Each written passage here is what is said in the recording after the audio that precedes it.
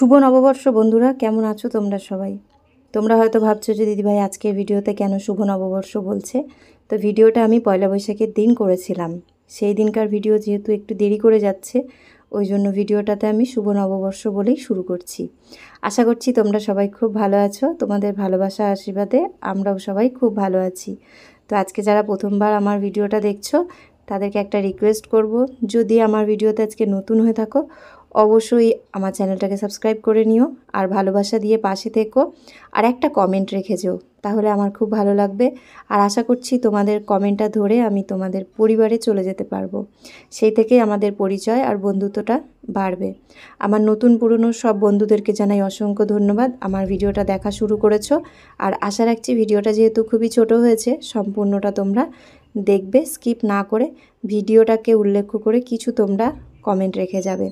তো গাছে তো মোটামুটি 2-4টে করে যা ফুল হয় তাতে কিন্তু প্রত্যেক দিন ঠাকুরকে পুজো করতে আমার খুব সুবিধা হয়।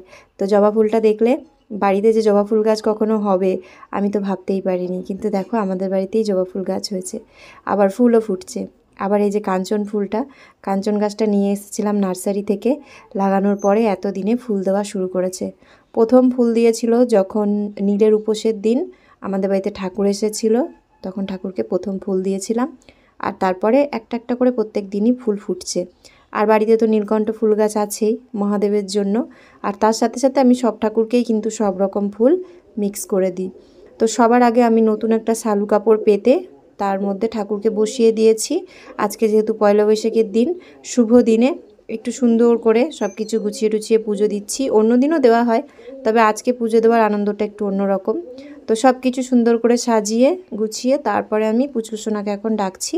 যেহেতু গণপতিকে আমি ছেলে হিসেবে মানি আর পুচকুসোনা ভাই, তো ওই জন্য ওকে বললাম কয়েকটা দুব্বো ঘাস গণপতি বাপ্পার হাতে দিয়ে যেতে। কারণ সকালবেলা আমার মা ফোন করে বলেছিল যে অবশ্যই যেন আমি পুচকুসোনাকে দিয়ে কয়েকটা দুব্বো ঘাস কিন্তু বাপ্পার হাতে দিয়ে দিই। কারণ কি বলো তো, বাপ্পার যে বাহনটা আছে মূষকরাজ, তো মূষকরাজের তো দুব্বো খুবই পছন্দ। আর একটা জিনিস জানবে, গুরুর যেটা পছন্দ সেটা সবসময় শিষ্য চায় গুরুকে দিতে, আর শিষ্যর যেটা পছন্দ সেটা কিন্তু গুরু চায় শিষ্যকে সবসময় দিতে।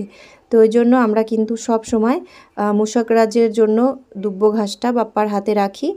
আর বাপ্পার তো সবথেকে প্রিয় প্রসাদ যেটা, সেটা হচ্ছে লাড্ডু। তো লাড্ডুটাও বাপ্পাকে অবশ্যই দেব। তো আমি যখন পুজো জোগাড় করছিলাম তখন কিন্তু ঠাকুরের জন্য কোনো রকমেরই মিষ্টি আনা হয়নি বা প্রসাদ আনা হয়নি।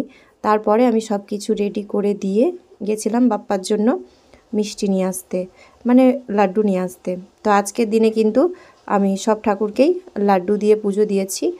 আর ঘরে যেহেতু দই করব, তো দই তো অনেক দিন ধরেই করা হচ্ছে না, আর পুরনো দই শেষ হয়ে গেছে, তাই একটা ছোট্ট দইয়ের বাটি নিয়ে আসলাম। এখান থেকে বাড়িতে দই বানাবো।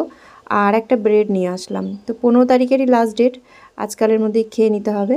আর এই যে পুরো একটা লাড্ডুর বক্স এনেছি, যাতে এখান থেকে ঠাকুরকে পুজোও দিতে পারি, আমরাও খেতে পারি, আর 2-1জনকে হয়তো দিতেও পারি, যেহেতু আজকে পয়লা বৈশাখের দিন। তো সেই জন্যে লাড্ডুর পুরো বক্সটা নিয়ে আসলাম। তো এটা আবার নিয়ে আসলাম পুজো জোগাড় করে, এক ফাঁকে গিয়ে নিয়ে চলে আসলাম। এবার পুজো করে তারপরে আবার যাব বাবার বাড়িতে।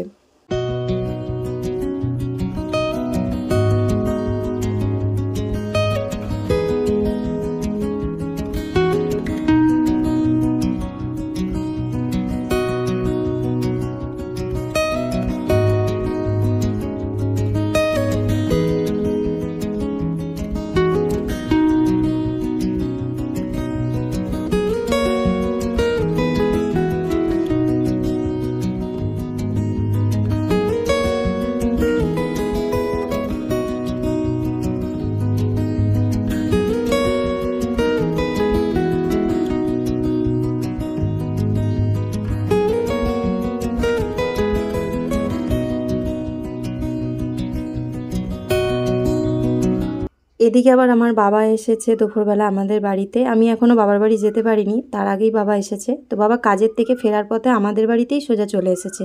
কারণ এই যে দেখছো, পুচকুসোনাকে কিন্তু বাবা সুন্দর একটা লাল রঙের জামা দিয়েছে।